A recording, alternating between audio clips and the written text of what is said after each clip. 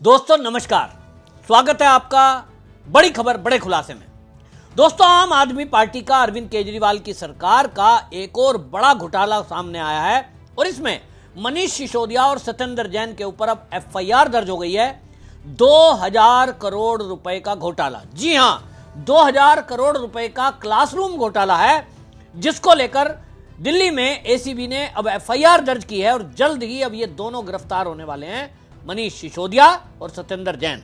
पूरा मामला क्या है ये मैं आपको इस वीडियो में बताऊंगा, लेकिन इतना जरूर तय है कि ये आम आदमी पार्टी अरविंद केजरीवाल जो दिल्ली में सीएम आए थे, ये अपने आप को कट्टर ईमानदार कहते थे, अब ये सिद्ध हो रहा है।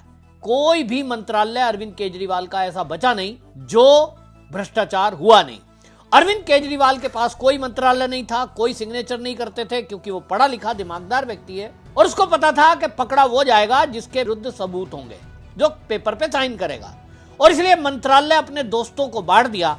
Satyendra Jain, Manish Sisodia left right hand है इसके, और उसी में मनीष सिसोदिया तो डिप्टी सीएम बना दिए। बड़े खुश हो रहे होंगे, मुझे डिप्टी सीएम मेरे दोस्त ने बना दिया। लेकिन आज मनीष सिसोदिया पछता रहा है कि अच्छा होता कि मैं भी कुमार विश्वास की तरह इस आदमी से अलग हो जाता, तो आज मुझे जेल के चक्की में ना पीसनी पड़ती। अब जेल जाना तय है। अभी तक तो केस चल रहा है शराब घोटाले का, उसमें जमानत पर हैं। अब ये नया केस हो गया है और इसमें तो ये बताया जा रहा है कि निश्चित रूप से ये दोनों मंत्रियों का फंसना तय है।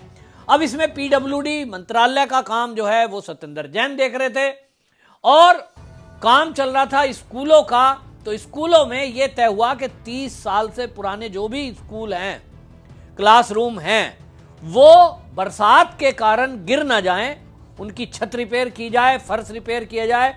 तो एक टेंडर प्रक्रिया कराई जानी थी, लेकिन उस टेंडर प्रक्रिया में घोटाला किया गया।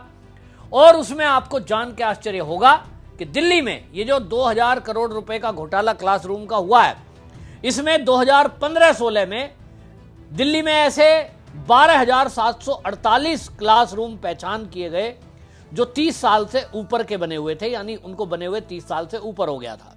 हालत जर्जर थी और इसके कारण यह तय हुआ कि इनकी रिपेयरिंग होनी है। उसके लिए जो एक आकलन होता है सरकार का, जिसमें जो जुड़े हुए लोग हैं, इसमें आर्किटेक्ट वगैरह हैं, वो सब उसका आकलन करते हैं कि 12,748 क्लासरूम बनाने के लिए कितना पैसा खर्च होगा। तो सैंक्शन हुआ 2,892 करोड़, ये अलॉट कर दिया गया। एक क्लासरूम को बनाने के लिए जो अंदाजा लगाया गया कि 5 लाख रुपए खर्च लगभग आएगा। अब आप देखें कि 5 लाख रुपए के हिसाब से ये पैसे आवंटन हुए, लेकिन जब ये काम पूरा हुआ, तो काम पूरा जब हुआ तो 24,86,000 रुपए। आप सोचिए, 24,86,000 रुपए एक क्लासरूम पे खर्च हुआ बताया गया। अब ये है घोटाला। ये कहा जा रहा है कि भाई जब क्लासरूम जो बनाने थे, वो क्लासरूम आपने बनाए और उसमें 5 लाख रुपए में कोई भी आप अंदाजा करिए, एक क्लासरूम अगर 15 बाई 15 का 20 बाई 20 का लगा लो, 20 बाई 20 फीट का अगर कोई क्लासरूम है, तो आप सोचिए कि उसमें अगर दीवारों पे प्लास्टर करना है और उसमें जो है बाकी पुताई रंगाई करनी है, कुछ फर्श पे चलिए टाइल भी लगा देते हैं, कितना पैसा खर्च होगा। तो उसमें अब आप सोचें कि ये जो खर्च किया गया है, ये सब का सब एक क्लासरूम पे 24,86,000 रुपया ये खर्च हुआ बताया गया। एक घोटाला तो ये।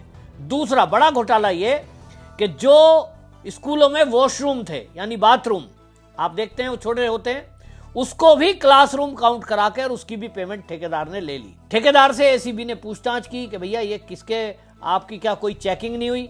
क्योंकि पीडब्ल्यूडी मंत्रालय है, उसके अधिकारी हैं, मंत्री जी हैं, शिक्षा मंत्री हैं, इनका एक पूरा अमला है और वो सब चेक करते हैं। तो क्या ये सब चेक नहीं हुए? तो पता ये चला कि सब चेक करने तो आए थे, लेकिन चेक करने के लिए आने में वो सब के सब पैसे खा गए। अब आप समझ लीजिए, तो पैसे का बंदर बांट हुआ, मोटा घोटाला हुआ है।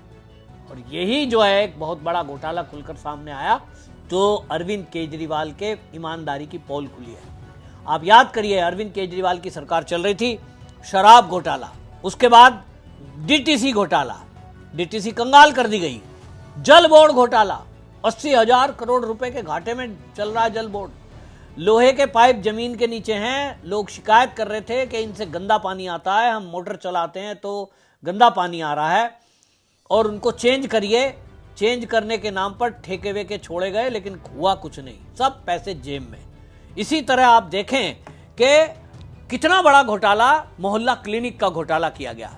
मोहल्ले क्लिनिक के नाम पर फर्जी, जो कभी पेशेंट वहां आए नहीं, 60,000 ऐसे फोन नंबर पता चले जो फोन नंबर वो कभी आदमी दवाई लेने आए नहीं, लेकिन उनके नाम पर रजिस्टर में एंट्री कर दी गई। फोन नंबर लिखना होता था, नाम लिखना होता था और बिल कटते रहे, डॉक्टरों को पैसे मिलते रहे। और इसमें भी एक और आगे घोटाला कर दिया कि जो दिल्ली में लैब हैं, पैथ लैब, उनको उसमें अटैच कर दिया गया और ये खेल किया गया सरकारी अस्पतालों में भी। केजरीवाल ने बड़ी घोषणा की, लोग बड़े खुश हो रहे थे कि अगर आप सरकारी अस्पताल में दिल्ली के जाते हैं और वहां कोई टेस्ट नहीं आपका होता है तो डॉक्टर प्राइवेट लैब के लिए आपके टेस्ट को रिकमेंड कर देगा, लेकिन पैसा दिल्ली की सरकार देगी। इसमें भी घोटाला हुआ। पता ये चला कि मात्र एक लैब को दिल्ली में चिन्हित कर दिया गया, यानी बता दिया गया, और उसके आदमी पूरे हॉस्पिटलों में फैल गए। फिर हॉस्पिटल की मशीन खराब हो या ना हो, उन्हें इससे कोई मतलब नहीं। प्राइवेट टेस्ट हो रहे थे कि नहीं हो रहे थे, और ये घोटाला हो रहा था कि बिल कट रहे थे। यानी आपका दिल्ली वालों का टैक्स का पैसा लूट की गई लैब के नाम पर, हॉस्पिटलों के नाम पर, मोहल्ला क्लिनिकों के नाम पर, और ये बनते हैं अपने आप को कट्टर ईमानदार। इतना बड़ा घोटाला। जब कोविड चल रहा था, उसका रेखा गुप्ता जो सीएम है, उन्होंने खुलासा किया कि उस समय ऑक्सीजन कंसंट्रेटर मंगाए गए। केंद्र सरकार ने करोड़ों रुपए खर्च करके विदेशों से कंसंट्रेटर मंगाए, तो दिल्ली में जो केजरीवाल को कंसंट्रेटर दिए गए उसको स्टोर रूम में बंद कर दिया गया, ताकि दिल्ली के लोग मरें और एक ये नैरेटिव चलाएं कि देखो जी मोदी जी ने ऑक्सीजन नहीं दी, ऑक्सीजन की कमी से लोग मर गए। और रेखा गुप्ता ने जाके स्टोर खुलवाया जीटीबी हॉस्पिटल में।